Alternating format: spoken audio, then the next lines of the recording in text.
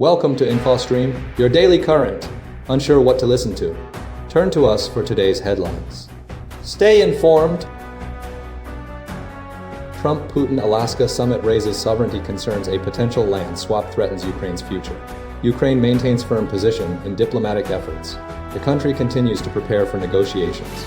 UK headlines focus on protests and legal issues. Significant events dominate British news. Israel faces escalating protests over Gaza. Occupation plans spark widespread opposition. Far-right pressure mounts for action in Israel.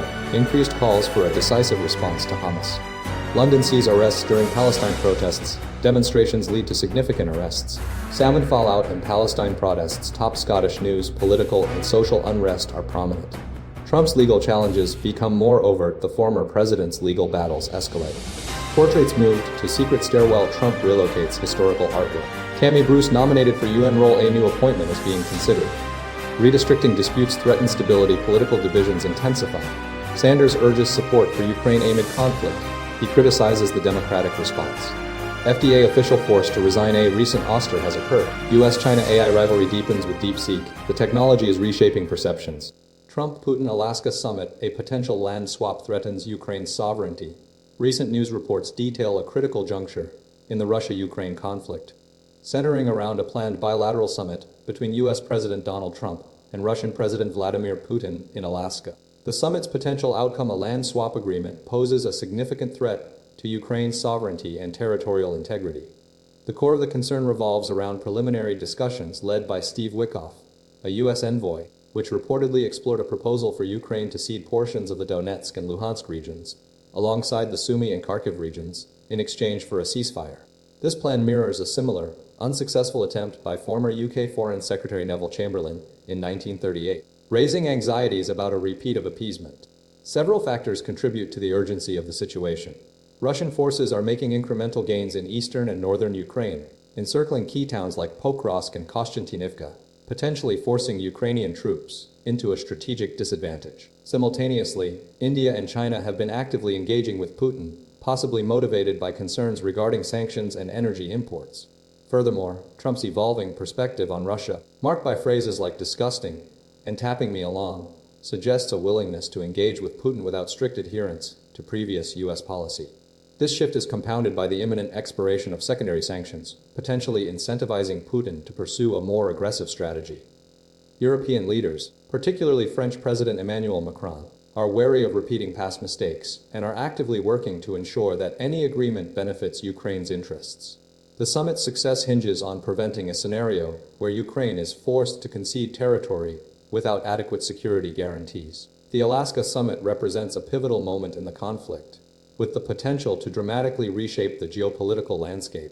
The outcome will depend on a complex interplay of strategic considerations, political maneuvering, and the willingness of both sides to compromise, a compromise that could ultimately compromise Ukraine's future.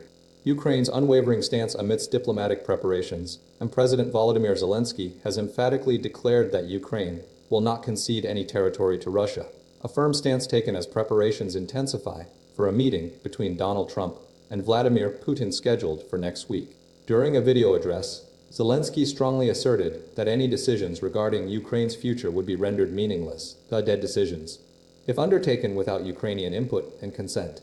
This declaration underscores Ukraine's resolute commitment to maintaining its territorial integrity and sovereignty in the ongoing conflict. Simultaneously, the situation on the ground remains fraught with peril. Continued Russian aerial attacks have resulted in further casualties amongst Ukrainian civilians during the past night, highlighting the persistent threat posed by the invading forces. These attacks represent a significant escalation of the conflict and underscore the devastating impact on Ukrainian communities. Beyond the immediate conflict, other significant developments are unfolding. Efforts are being made to safeguard Sudan's historically rich archaeological sites, recognizing their vulnerability amidst the ongoing instability. Furthermore, the unique phenomenon of convenience stores in Seoul is gaining attention, as these small shops play a crucial role in combating social isolation among the elderly population. Finally, a poignant interview with a survivor of the atomic bombing of Nagasaki will be featured, offering a harrowing first-hand account of the events that marked the end of World War II and the enduring consequences of nuclear warfare. This segment serves as a stark reminder of the human cost of conflict and the importance of global efforts towards peace and disarmament. The combined focus highlights a complex geopolitical landscape characterized by military action, cultural preservation, social welfare initiatives, and historical remembrance. Ukraine talks ahead of US-Russia summit. Senior security officials from the US, Ukraine, and Europe are convening near London, hosted by US Vice President J.D. Vance and UK Foreign Secretary David Lammy at Lammy's country residence, Chevening, at the request of the US. This meeting precedes a crucial summit between US President Donald Trump and Russian President Vladimir Putin scheduled for August 15th in Alaska. The discussions center on the ongoing war in Ukraine and potential pathways to peace. Donald Trump has repeatedly suggested that territorial concessions are necessary for a resolution, stating that some swapping of territories would better the betterment of both. This stance, coupled with Russia's demands for Ukrainian recognition of Russian sovereignty and abandonment of NATO aspirations, has been met with strong resistance from Ukrainian President Volodymyr Zelensky. Zelensky emphatically rejects Trump's proposals, asserting that Ukrainians will not give their land to the occupier, and emphasizing Ukraine's essential involvement in any lasting peace agreement. He insists on a peace solution that prioritizes Ukraine's sovereignty and security. Concerns are mounting that Trump and Putin may attempt to negotiate a deal excluding Ukraine, a sentiment echoed by French President Emmanuel Macron, who stressed the necessity of Ukrainian participation. The US president's recent deadline for a ceasefire, followed by a lack of consequences, further underscores this apprehension. Despite widespread desire for peace among Ukrainian soldiers and civilians, stemming from exhaustion from constant fighting and attacks, there is little evidence of Ukraine's willingness to accept a peace deal dictated without its input. The situation highlights a significant divide in approach, with Ukraine prioritizing its sovereignty, while Trump advocates for potential territorial adjustments. The upcoming summit remains uncertain, with the possibility of Zelensky's involvement still being explored, and the fundamental question of Ukraine's role in any future peace agreement unresolved. UK News Roundup protests, security concerns, and legal battles dominate headlines. The UK's Sunday news cycle is dominated by a confluence of events, including large-scale Palestine action protests, heightened security concerns surrounding immigration, legal challenges involving high-profile figures, and ongoing political debates.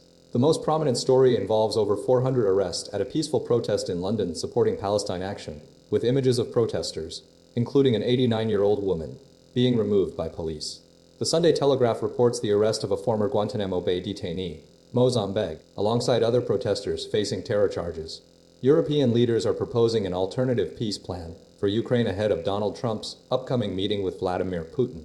Simultaneously, significant unrest is brewing across the country, fueled by demonstrations against the government's policy of housing migrants and asylum seekers in hotels, incurring substantial taxpayer costs. Thousands of riot police are on alert, responding to both Palestine action protests and anti-migrant rallies. Legal battles continue to capture attention. Shadow Justice Secretary Robert Jenrick expressed serious concerns for the safety of his 3 daughters, citing the small boats crisis and a spate of asylum seeker sex crimes, advocating for the deportation of foreign criminals. The Sunday Mirror supports this plan, anticipating significant cost savings for taxpayers. Liam Gallagher's actions regarding his brother Paul, facing rape allegations, are also a major story. He facilitated Paul's travel to an USIS concert in Edinburgh, providing him with accommodation. Legal defense has been provided by Paul's lawyer, who denies the accusations. Further adding to the diverse news landscape, a former close friend of Freddie Mercury has revealed claims of a secret love-child, a detail set to appear in a forthcoming book. Mary Austin has expressed her total disbelief regarding this revelation. The ongoing tensions surrounding immigration and security, coupled with legal controversies, paint a complex and dynamic picture of the UK's current news environment. The Sunday Times headline, "The Sound of Silence," reflects the perceived suppression of peaceful protest. Israel protests intensify over Gaza occupation plan. Thousands of Israelis have taken to the streets across the country protesting the Israeli government's plan to fully occupy Gaza City and expand the military operation. The demonstrations, occurring in cities including Jerusalem, Haifa, and Tel Aviv, are largely driven by concerns for the safety of approximately 20 hostages still believed to be held in Gaza, along with the broader impact on Palestinian civilians. The Israeli Security Cabinet approved 5 principles to end the war, including disarming Hamas, returning all hostages, demilitarizing the Gaza Strip, taking security control of the territory, and establishing an alternative civil administration. However, this plan has faced significant opposition, particularly from within the military. Over 350 soldiers who served during the war have refused to continue serving, arguing that the plan constitutes a political war, endangering both hostages and Palestinians. Key figures, such as former soldier Max Kretsch, have publicly voiced their dissent, marching towards Prime Minister Benjamin Netanyahu's residence to express their anger. The UN has strongly condemned the plan, warning of catastrophic consequences for Palestinian civilians and the hostages. International condemnation is widespread, with the UK, France, Canada, Germany, Finland, and Australia among the nations expressing their concerns. The United Nations Security Council is scheduled to meet on Sunday to discuss the situation. The Israeli government maintains that the plan is necessary to secure the release of hostages and prevent future threats from Gaza. However, the opposition remains resolute, highlighting the potential risks and humanitarian implications of a full military occupation. The protests underscore a growing divide within Israel regarding the strategy for resolving the conflict and securing the release of the hostages. The situation remains highly volatile, with ongoing demonstrations and international scrutiny. Israel's far right intensifies pressure for decisive action against Hamas. The ongoing conflict between Israel and Hamas is characterized by a growing divide within Israel's governing coalition, primarily fueled by the influence of the far-right faction demanding a more aggressive and decisive approach to achieving victory over Hamas. Following the Security Cabinet's announcement of plans to expand military operations and capture Gaza City, intense pressure has mounted on Prime Minister Benjamin Netanyahu to pursue a complete eradication of Hamas. The debate centers around whether Israel's strategy should prioritize a negotiated release of hostages or a full-scale military operation aimed at total conquest. Far-right figures, including Finance Minister Bezalel Smotrich, have vehemently criticized Netanyahu's perceived weakness, arguing that the current strategy lacks the necessary determination to secure a decisive outcome. Smotrich accused the cabinet of prioritizing a partial hostage deal over a true victory. National Security Minister Itamar Ben-Gvir echoed this sentiment, advocating for the transfer and colonization of Gaza, stating that the planned operation would not endanger troops. These voices represent a significant portion of Netanyahu's coalition, vital for maintaining a parliamentary majority. Demonstrations in Tel Aviv, led by relatives of slain hostages, highlight the public's deep concern and frustration with the government's strategy.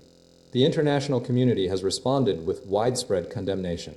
The UN Security Council is scheduled to meet to discuss the expanded military operations. Foreign powers, including Israel's allies, are urging a negotiated truce to address the humanitarian crisis in Gaza and secure the release of the 49 remaining hostages. Despite the global backlash and reported dissent within the Israeli military, Netanyahu remains steadfast, asserting that Israel's objective is to free Gaza from Hamas, rather than occupy it. The conflict has resulted in over 61,000 Palestinian deaths, according to Gaza's health ministry, a figure corroborated by the United Nations. Israel's initial attack, triggered by Hamas's 2023 assault, has resulted in 119 fatalities. The situation remains volatile with ongoing tensions and a complex interplay of military, political, and humanitarian factors. Hundreds arrested in London Palestine protest, where at least 200 individuals were arrested during a large-scale protest in London supporting Palestine Action, a group recently proscribed by the UK government as a terrorist organization. The demonstration, organized by Defend Our Juries, took place in Parliament Square and involved hundreds of participants who simultaneously displayed handwritten signs bearing the message, "I oppose genocide. I support Palestine Action." Police initiated arrests as individuals held up the placards expressing support for the group, with the Metropolitan Police confirming that approximately 500 to 600 people were present, many of whom were observers or media personnel. Following the arrests, protesters repeatedly chanted "Shame on you" at officers. The proscription of Palestine Action has sparked significant controversy, with organizers claiming it represents an infringement on free speech and highlighting the government's perceived complicity in the ongoing conflict. The Board of Deputies of British Jews supports the government's decision, emphasizing the group's alleged role in inciting violence. Police made a further 4 arrests for assaults on officers. Approximately 1,000 sign holders were claimed by organizers, though the Metropolitan Police disputed this figure. Those arrested were subsequently bailed with conditions prohibiting future participation in pro-Palestine Action protests. Individuals refusing to provide details or whose identities couldn't be verified were taken into custody. The protest coincided with broader international developments, including President Zelensky's assertion that Ukraine would not cede territory to Russia following President Trump's comments, and ongoing protests in Mexico City against foreign gentrification. The situation underscores the escalating tensions surrounding the conflict in Palestine and the diverse responses to it within the UK and internationally. The arrests highlight the legal challenges faced by supporters of Palestine action and the government's efforts to suppress dissent. Scotland's paper Salmond fallout and Palestine protests. Scotland's newspaper coverage on October 26, 2025, is dominated by two significant developments: the ongoing fallout from the Salmond inquiry and escalating Palestine protest activity across the country. The Scottish media landscape is deeply engaged with the final report's conclusions, scrutinizing the actions of former First Minister Nicola Sturgeon and her government regarding allegations of misconduct against Alex Salmond. The First Minister is facing intense criticism, with several papers highlighting the report's findings that she knowingly missiled the Scottish Parliament and that her office obstructed justice. The scrutiny extends to the legal proceedings related to the inquiry, with reports detailing the potential implications for Sturgeon's future political prospects. Simultaneously, widespread Palestine solidarity protests are gripping Scotland, fueled by the ongoing conflict in Gaza. Demonstrations have been particularly prominent in Edinburgh and Glasgow, with participants calling for a ceasefire and criticizing the UK government's stance. The protests have resulted in arrests and minor clashes with police, prompting concerns about public order. Newspapers are reporting on the scale of the demonstrations, the level of police involvement, and the arguments being presented by protesters. There is also coverage of the political responses to the protests, with opposition parties largely supporting the demonstrators' cause. The media is focusing on the intersection of these two narratives: the legal challenges surrounding Sturgeon and the public demonstrations advocating for Palestinian rights, creating a complex and politically charged atmosphere across Scotland. The papers are highlighting the divisions within Scottish society and the challenges facing the political establishment in navigating these sensitive issues. The ongoing legal battle and the public outcry over the Gaza conflict are shaping the immediate political agenda, with significant implications for the future of Scottish politics. Trump's legal retribution tour is getting more blatant as President Donald Trump and his administration are engaged in a concerted effort, increasingly characterized as a retribution tour, involving investigations targeting individuals involved in previous probes and criticisms against him. This strategy encompasses investigations into figures connected to the Russia investigation, the Ukraine impeachment inquiry, January 6, 2021, and Trump's personal legal challenges. Over a dozen individuals, playing key roles in these investigations or facing Trump's direct criticism, have been subjected to significant scrutiny. Attorney General Pam Bondi ordered a grand jury probe into allegations that Obama administration officials manipulated intelligence regarding Russia's interference in the 2016 election. New York Attorney General Letitia James initiated a grand jury probe into Trump's business dealings, following her successful civil fraud lawsuit. Sen. Adam Schiff, chair of the House January 6 committee, is under investigation for alleged mortgage fraud, despite legal assertions of the accusation's falsity. Liz Cheney, a co-chair of the January 6 committee, faced calls for a televised military tribunal, fueled by Republican efforts to scrutinize her handling of the investigation. The Vindmans, brother whistleblowers who exposed Trump's attempts to link Ukraine aid to the Biden family's investigation, have been the subject of inquiries by a former U.S. attorney. Christopher Krebs, former CISA director, is being investigated due to his efforts to debunk false claims of voter fraud following the 2020 election. Furthermore, Miles Taylor, a former Department of Homeland Security official who wrote a critical ed, and others involved in challenging Trump's actions are also being investigated. Special counsel Jack Smith, overseeing investigations into January 6th and the handling of classified documents, is the subject of an inquiry regarding potential Hatch Act violations. Republican Sen. Tom Cotton recently alleged Smith's actions are politically motivated. These investigations, often characterized as retaliatory, aim to create legal headaches for those who previously investigated or criticized Trump. The actions send a message to potential future adversaries, reinforcing Trump's narrative of being unfairly targeted. While many allegations remain unsubstantiated, the scope and intensity of these investigations underscore the ongoing nature of Trump's legal challenges and his strategic use of legal scrutiny. Trump relocates Obama, Bush portraits to hidden stairwell. President Donald Trump has moved portraits of former Presidents Barack Obama and George W. Bush to a less visible location, the top of the grand staircase, marking a continued pattern of tension between the two administrations. The move, alongside the relocation of portraits of George H.W. Bush, restricts public viewing of the artwork, which is primarily accessible only to the First Family, Secret Service, and limited White House staff. Previously, White House protocol dictated that the portraits of the most recent presidents should be prominently displayed in the executive mansion's entrance for official events and tours. The Obama portrait, painted by Robert McCurdy, was previously located in the Grand Foyer and replaced with the depiction of Trump surviving an assassination attempt.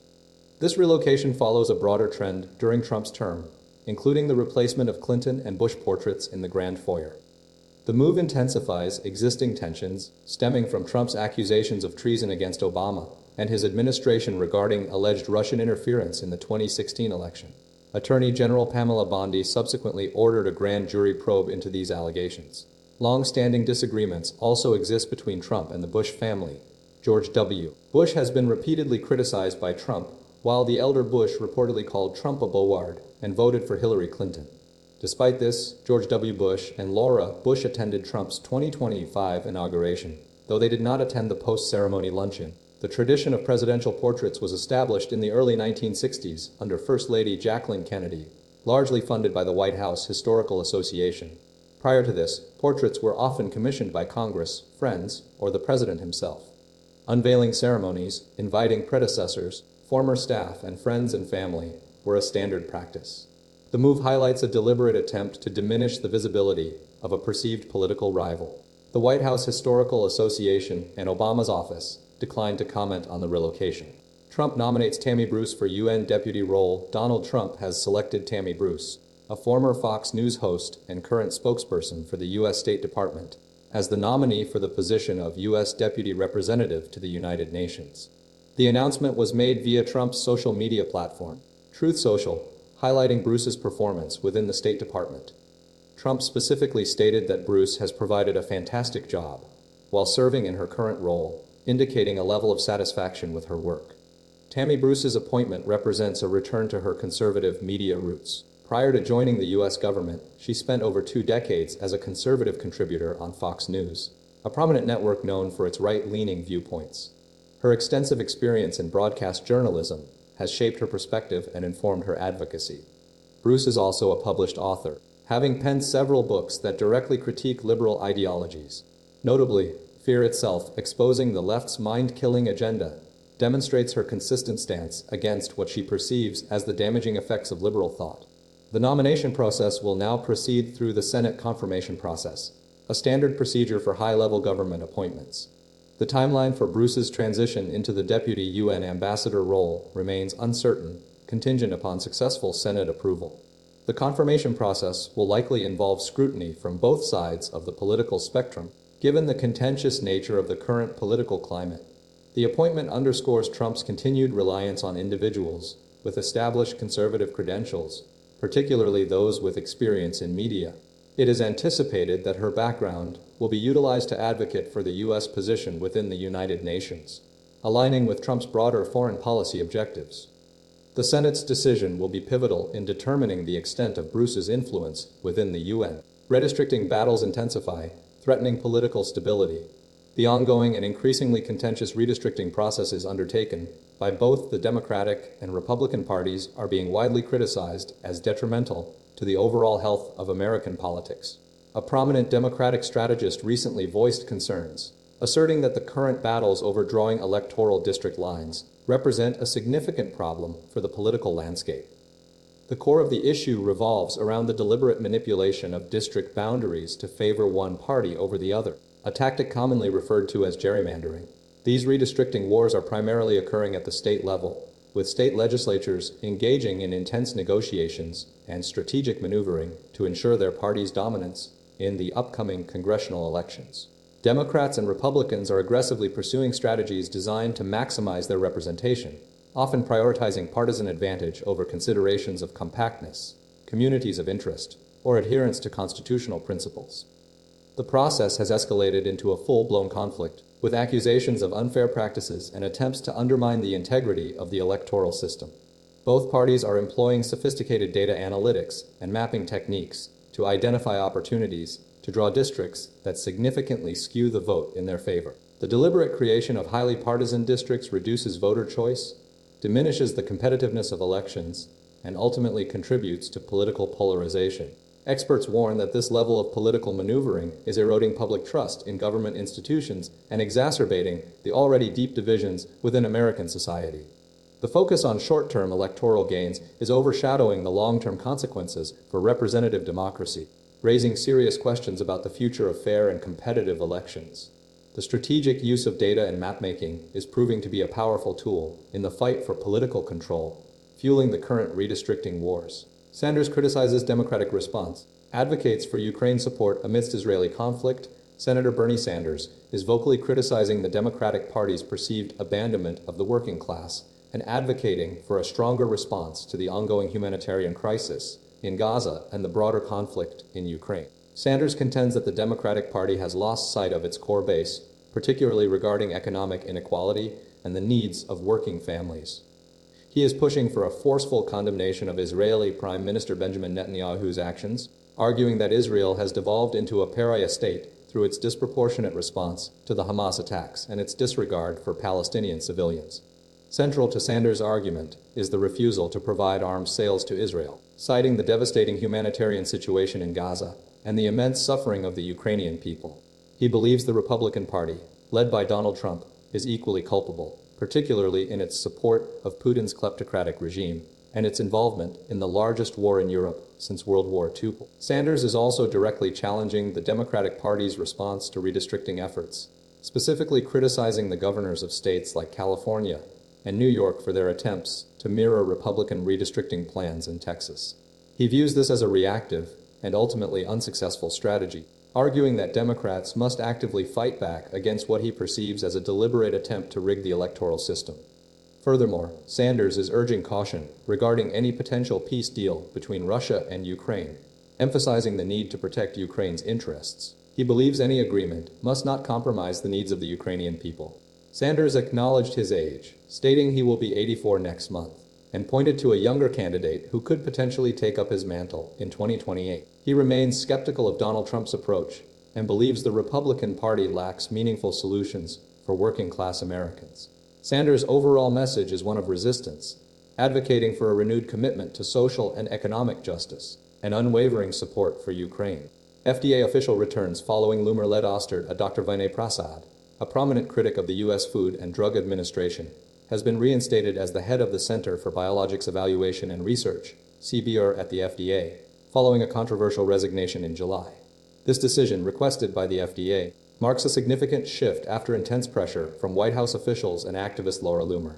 Health and Human Services spokesperson Andrew Nixon confirmed Prasad's return, though he did not specify if he would also resume his role as FDA Chief Medical and Scientific Officer. Prasad initially announced his resignation, citing a desire to avoid becoming a distraction and to prioritize family time. However, his departure was precipitated by escalating criticism from Loomer, who possesses considerable access to former President Donald Trump. Loomer relentlessly attacked Prasad on her website and social media, branding him a progressive leftist saboteur and accusing him of undermining Trump's FDA efforts. She amplified her attacks by referencing his past social media posts and podcast episodes, highlighting what she perceived as political alignment with liberal politicians and expressions of disdain towards Trump. Support for Loomer's stance extended beyond her immediate circle, with figures like former U.S. Sen. Rick Santorum publicly criticizing Prasad. A Wall Street Journal opinion piece further fueled the controversy, labeling Prasad a Bernie Sanders acolyte in Maha drag. Prasad's past criticism of FDA drug approvals and government policies, particularly regarding the COVID-19 pandemic response and vaccine recommendations, contributed to the heightened scrutiny. Notably, Prasad faced internal backlash from FDA scientists after internal memos revealed he had overruled their recommendations for 2 new COVID-19 vaccine versions. While the FDA ultimately approved the vaccines for older and immunocompromised individuals, Prasad's initial stance was disputed. Loomer reacted to Prasad's return with a critical statement, vowing to ramp up my exposes of officials within AHES and FDA. This situation underscores the challenges the FDA faces in balancing scientific integrity with political pressures. The return of Dr. Prasad represents a complex interplay of agency autonomy, political influence, and public scrutiny within the regulatory landscape. DeepSeek, a catalyst for US-China AI rivalry and shifting perceptions. The emergence of DeepSeek, a Chinese artificial intelligence chatbot developed by Beijing-based firm Matrix, dramatically impacted the global AI landscape and intensified the US-China technological rivalry. Launched in late January, DeepSeek R1 quickly surged in popularity, initially topping Apple's app charts and triggering a $600 billion market correction for Nvidia, the largest single-day stock loss in U.S. history. This event, dubbed AI's Sputnik moment by venture capitalist Mark Andreessen, challenged the prevailing assumption that larger, more resource-intensive AI models were inherently superior. Despite limited resources reportedly developing DeepSeek R1 for just $5.6 million compared to OpenAI's $5 billion investment, the chatbot demonstrated competitive performance across multiple benchmarks, prompting numerous U.S. tech firms and startups to consider utilizing it due to its significantly lower cost. Many American companies, particularly those facing financial constraints, opted to continue using DeepSeek to reduce expenses and maintain operational capacity. The arrival of DeepSeek highlighted China's burgeoning capabilities in large language models, LLMs, prompting a reassessment of the U.S. AI dominance. Policy analyst Wendy Chang noted that prior to DeepSeek, China was perceived as playing catch-up, but the chatbot's success revealed the competitiveness of China's AI landscape. Concerns regarding data security and potential links to China's military and intelligence operations fueled scrutiny by the U.S. government, with a senior State Department official stating DeepSeek's willingness to provide support to Chinese operations. The company's privacy policy confirmed that its servers are located in the People's Republic of China, raising further concerns about data transfer. Despite these challenges, DeepSeek's success spurred American AI developers to adapt and capitalize on the shift. The Trump administration's AI Action Plan emphasized the importance of maintaining America's leadership in AI, while David Sachs highlighted the technology's profound ramifications for both the economy and national security. The situation continues to be monitored closely, with ongoing assessments of DeepSeek's potential impact and security implications.